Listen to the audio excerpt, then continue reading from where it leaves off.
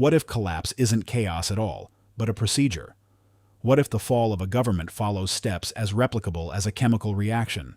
The same inputs, run in a different country, in a different century, producing the same output. Go back through the history of economic collapse, and you find identical fingerprints on 3 separate case files. France in 1789, Russia in 1917, Cuba in 1959.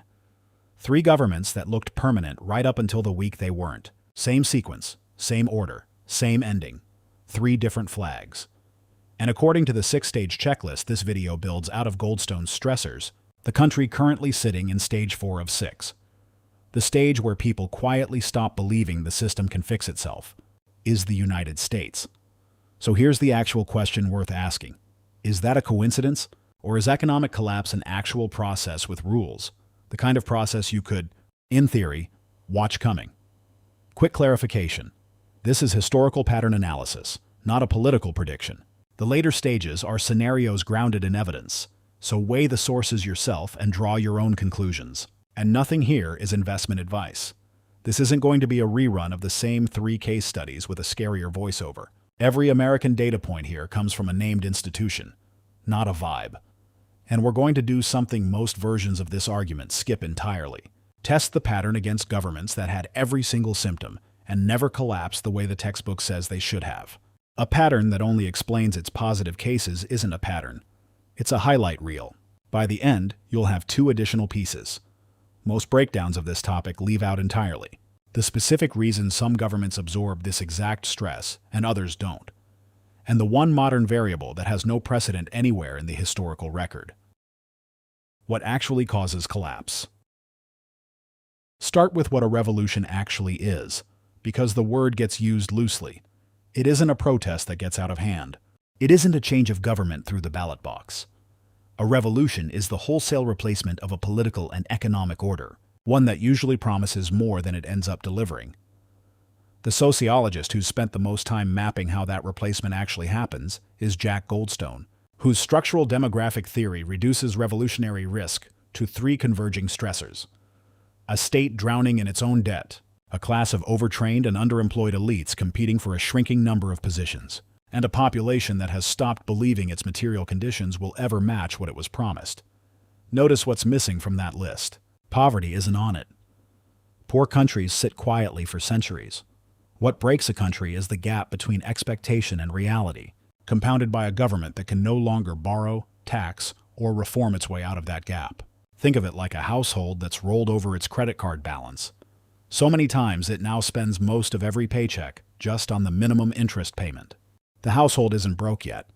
It just has no room left to absorb a bad month, a medical bill, a job loss, a rent increase, without the whole arrangement coming apart. Run that household at the scale of a nation-state for a decade, and you get a government with the same problem.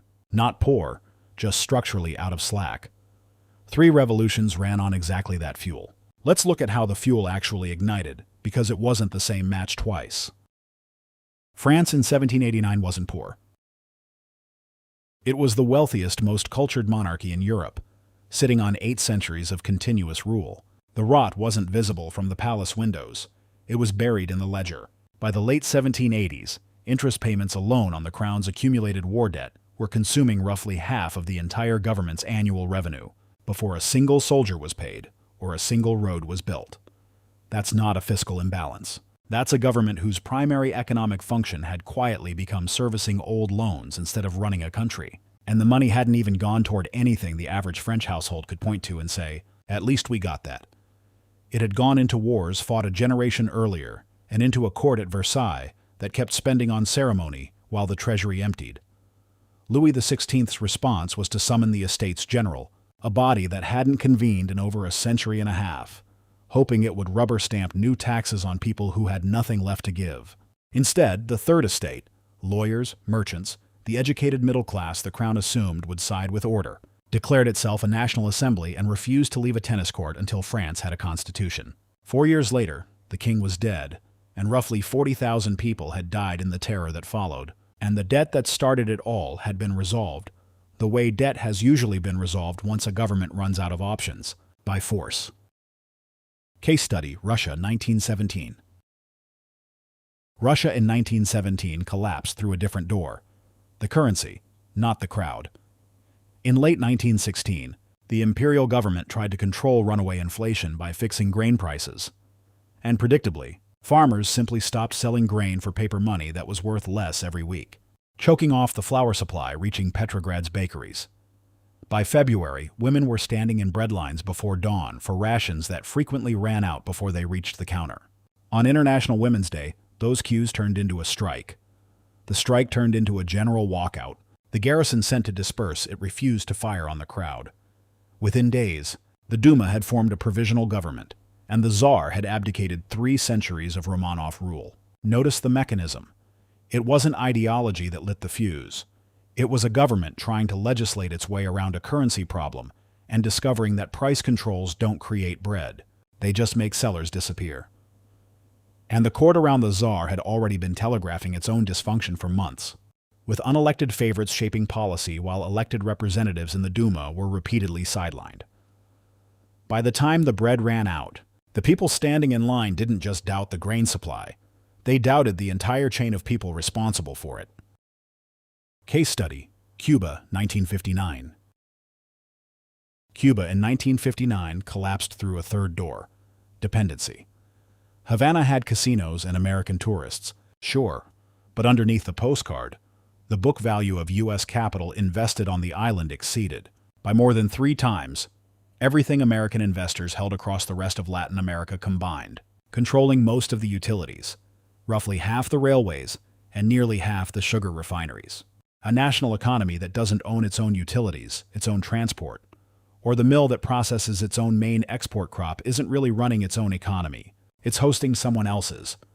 National-level statistics also showed Cuba with a relatively high per capita income for the region. But that headline number sat on top of sharp urban, rural, and racial inequality, with the gains concentrated in a narrow, mostly urban elite while rural sugar workers saw little of it. A country can look prosperous in the aggregate and still be sitting on the exact expectation versus reality gap Goldstone's framework flags, because averages hide who the growth actually reached. When Fulgencio Batista's corruption became impossible to ignore and the sugar cycle turned against him, there was no domestic industrial base left to absorb the shock. Fidel Castro didn't need to defeat an army so much as wait for a monoculture to fail on schedule. 2 years after his landing, Batista fled the country, and Castro nationalized what remained. The financial crisis pattern. 3 different triggers: a debt spiral, a currency collapse, an economic monoculture. But zoom out far enough across financial crisis history, and they're the same story wearing different clothes. A government loses the ability to manage its own finances. The population stops believing reform is coming, and an alternative shows up promising to burn the whole board down and start over. Every video built around this framework stops right there, satisfied, because 3 confirming cases feels like proof. It isn't. 3 confirming cases is the beginning of a pattern, not the end of one. And the way you actually stress test a pattern isn't by finding a 4th confirming case. It's by going looking for the cases that should have confirmed it, and didn't. That's the pattern. Here's what almost nobody selling you this pattern bothers to tell you next. Weimar Germany had every single ingredient. Hyperinflation had already wiped out a generation's savings once, back in 1923. Unemployment cratered again after 1929. The educated middle class, engineers, ex-officers, small business owners, watched their credentials become worthless overnight. Every stressor in Goldstone's model was flashing red at once. And Germany still didn't collapse the way France, Russia, or Cuba did. There was no storming of the Reichstag, no year of street executions. Instead, the Nazi Party grew from a fringe group polling around 2.6% of the national vote in 1928 to 18.3% in 1930. And then to the largest single party in the Reichstag, with roughly 37% of the vote by mid-1932. Hitler didn't seize the state.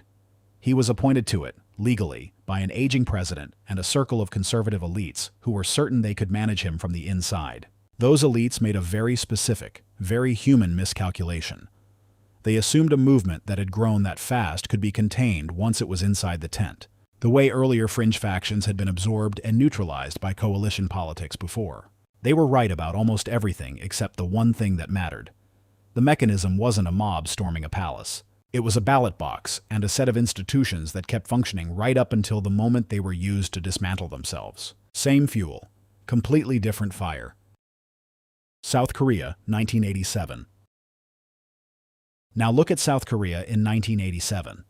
An authoritarian government, a rigged succession, a population that had stopped believing the courts or the ballot represented anything real. Every box checked. In June of that year, an estimated 4 to 5 million South Koreans took to the streets in nationwide protests against the Chun-Doo-hwan government, following the death of a student activist in police custody. By every measure in this six-stage framework, that's a country standing in stage 5. Mass mobilization against a government that had lost its legitimacy. And the outcome wasn't a revolutionary tribunal. It was a negotiated declaration.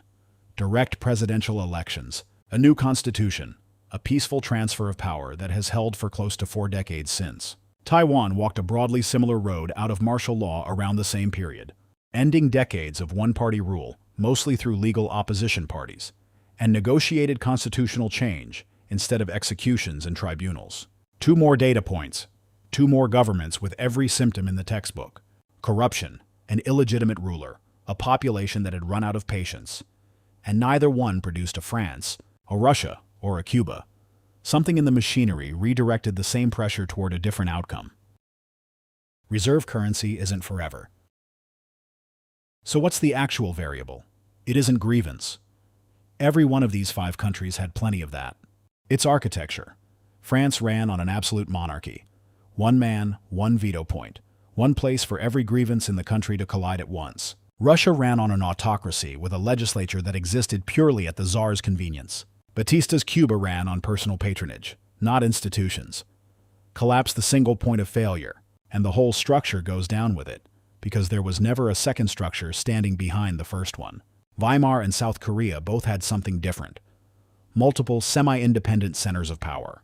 Courts, a free press, staggered elections, a military that ultimately answered to more than one master, that behaved like expansion joints on a long bridge. A bridge without them is rigid, and rigid structures don't bend under stress. They crack all at once. A bridge with them still takes the same load, but the load gets distributed across dozens of smaller connection points instead of concentrating on one. Weimar's institutions eventually failed too, but notice it still took years of legal maneuvering, coalition building, and elite cooperation to dismantle them. Years the streets and guillotine model of 1789 never needed. The United States was built, deliberately, with more expansion joints than any of the 5 countries above. A federal system, staggered terms across the presidency, the House, the Senate, and the courts, and 50 semi-sovereign state governments that don't all move in unison. The closest real-world stress test of that architecture was 2008, and once you have that global financial crisis explained as a test of absorption rather than a random shock, the lesson is clear. Trust in banks, regulators, and Congress cratered together, and the system worked through it via recession and legislative reform rather than regime change. None of that makes collapse impossible. Reserve currency history is not kind to institutions that assume their own depth makes them permanent. Amsterdam's guilder and London's sterling. Both underwrote empires certain the cycle didn't apply to them, right up until the reserve status simply moved somewhere else. Structural friction buys time. It has never once bought immunity. If a source first breakdown like this is useful to you, that's the entire pitch for subscribing. More of this. Fewer adjectives doing the heavy lifting. So let's actually run the checklist, stage by stage, with sources instead of adjectives. Stage 1. Extreme wealth concentration. According to the Federal Reserve's distributional financial accounts, the wealthiest 1% of American households held roughly 31 to 32% of the country's net worth as of late 2025, up from about 23% in the late 1970s. That's a real well-documented climb, and the share has sat above 30% since a 2021 peak, which is the highest concentration the Fed has recorded since it started tracking the data in 1989. It is not, however, a clean match with pre-revolutionary France's estate system, where the underlying measure was land ownership and formal tax exemption rather than modern financial net worth. Different metric, different economy, and comparing 18th century feudal privilege to 21st century portfolio data is useful for spotting direction, not for claiming identical severity. Direction still matters. If you're watching this with a retirement account instead of a stock portfolio, this is the stage where the gap stops being an abstraction and starts being the reason your paycheck doesn't stretch the way your parents did at the same age. Check. Stage 2. Institutional distrust. Gallup's confidence tracking across 14 core American institutions, Congress, the courts, the presidency, the press, and others, has averaged below 30% for 5 consecutive years, with confidence in Congress specifically down around 9% in mid-2026. That's not a bad news cycle. That's a multi-year floor, and it's showing up even in institutions that used to sit above the partisan fight entirely, like the courts and the presidency itself, both of which are now rated wildly differently depending on which side of the aisle is asking. Check. Stage 3. The squeeze. Stage 3. The middle-class squeeze toward radicalization. This is Goldstone's elite overproduction stressor made literal. More credentialed graduates than the economy has matching positions for, arriving into a debt picture that keeps deteriorating regardless of who holds office. The Congressional Budget Office projects federal debt held by the public climbing from roughly 101% of GDP at the end of fiscal year 2026 to about 175% of GDP by 2056, with total debt growing by more than $135 trillion over that window under current law. A government carrying that trajectory has fewer and fewer tools left to spend its way out of a legitimacy problem, because more of every future budget gets consumed by interest on money already spent. The exact structural squeeze that was quietly eating France's government a decade before Louis ever called the Estates General. Check. Stage 4. Losing faith. Stage 4. The point where Goldstone's expectation-reality gap curdles into distrust of the referee itself. Loss of faith that the system can fix itself. This is where the checklist stops being retrospective. The same Gallup series behind Stage 2 is the direct evidence for Stage 4. When confidence in the referee, the courts, and the press sits this low for this long, people don't just dislike the government. They stop believing the game is fair enough to keep playing by its rules. Check. That's where the framework places the United States right now. 4 stages in, with the structural friction described earlier not removed, but under real, measurable pressure. And it's worth pausing on that phrase, because a country can sit in Stage 4 for a single bad news cycle, or for a full generation, and the historical record genuinely can't tell you in advance which one you're living through. The algorithm variable. Here's the piece that didn't exist in 1789, 1917, 1959, or even Weimar's 1930s. A media environment engineered, algorithmically, to maximize the exact emotion that Stage 4 runs on. A 2025 field experiment published in Science took more than 1,000 real users on a major platform and, using an independently built re-ranking tool, directly manipulated how much anti-democratic and hostile political content each person's feed surfaced, finding that the ranking choice alone caused a measurable shift in how hostile people felt toward the opposing political side, comparable to years of naturally occurring polarization compressed into a single week. Nobody had to lie to anyone. The researchers didn't add fake content or remove anything true. They just changed the order things appeared in. France's peasants needed years of bad harvests to reach Stage 3. Petrograd's breadlines needed months. An engagement-optimized feed can move a comment section from Stage 2 toward Stage 4 in an afternoon, and it can do it every single day, forever, because outrage is simply the highest-performing input the system has ever found. That's not a hunch about bias. That's a causal, peer-reviewed result. Think of outrage as the sugar of an information diet. It's cheap to produce. It spikes engagement instantly, and a system optimizing purely for attention will keep serving more of it. For the same reason a vending machine stocks candy bars instead of vegetables. It's the one variable in this entire equation with no historical precedent to compare it against, which means every past version of this pattern, including the France, Russia, Cuba, and Weimar cases just covered, ran without it. Stage 5. Uncertain ground. Stage 5, per this checklist's own historical accounting, is where the framework gets genuinely uncertain, and it's worth being precise about what that means. Stage 5 isn't a prediction that something will happen. It's the description of a condition, organized movements, on more than one side of the spectrum, that have stopped asking for reform and started arguing the system itself needs replacing. Pieces of that condition are visible in public polling and political rhetoric on both ends of the American spectrum today.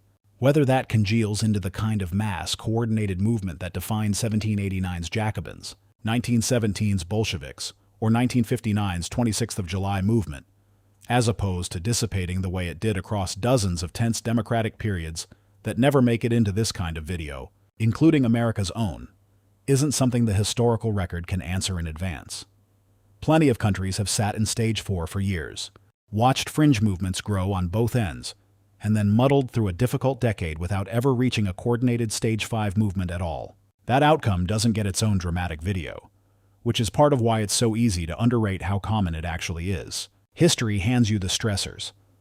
It doesn't hand you the date, and it doesn't guarantee the ending either. Stage 6, the unknown. Stage 6, the point where the historical record itself goes quiet, is the one nobody wants to sit with. And it's also the stage where this video owes you the most caution.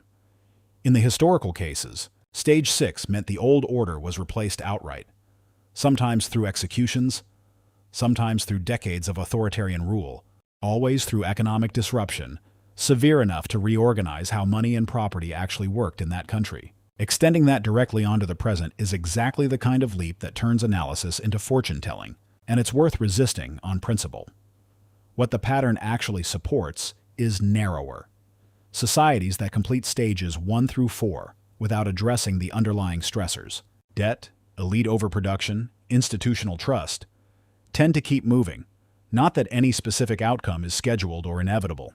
Whether the structural friction built into the American system is enough to convert what would have been a Stage 6 event elsewhere into a prolonged, uncomfortable but non-revolutionary stalemate is genuinely the open question. And serious historians land on different sides of it. What the framework will not support, and what this video isn't going to hand you, is a script for what that stage looks like in practice. Analytical honesty means naming the uncertainty, instead of filling it in with the most cinematic possible ending. Age isn't strength. So where does that leave the checklist? 4 stages confirmed with sources, not adjectives. A 5th stage with real but incomplete ingredients. A 6th stage that the record simply can't schedule. And 2 variables in this specific case that France, Russia, and Cuba never had to contend with. Institutional architecture built explicitly to distribute shocks instead of concentrating them. And an algorithmic media environment built explicitly to concentrate outrage instead of distributing it. Those 2 forces are pulling in opposite directions, and nobody, not this channel, not Goldstone, not the Federal Reserve, has a clean model for which one wins. Maybe the friction holds. Maybe the feed erodes it faster than any existing model accounts for. The history doesn't settle that argument. It just tells you which stage you're standing in while it plays out. Go back to the opening question. Is collapse chaos, or is it a procedure? The honest answer, after all these sources, is that it's a procedure with a variable ending. The inputs are trackable. The stages are trackable. But the exit isn't fixed the way a chemical reactions is. Because human institutions, unlike molecules, occasionally rewrite their own rules mid-reaction. What every government in this video actually had in common, in the end, wasn't its flag or its century. It was a leadership class that looked at its own stressors and assumed institutional age was the same thing as institutional strength. Versailles thought 800 years of monarchy was a form of immunity. The Tsar thought 300 years was. Batista thought American backing was. They were all measuring the wrong variable. Age tells you how long a structure has stood. It doesn't tell you how much load is left in it. If you want the next installment, the specific mechanics of how Stage 5 has historically either dissolved or detonated, sourced the same way this one was. That's exactly what we're building next. Subscribe if you'd rather understand the mechanism ahead of time than read about it afterward.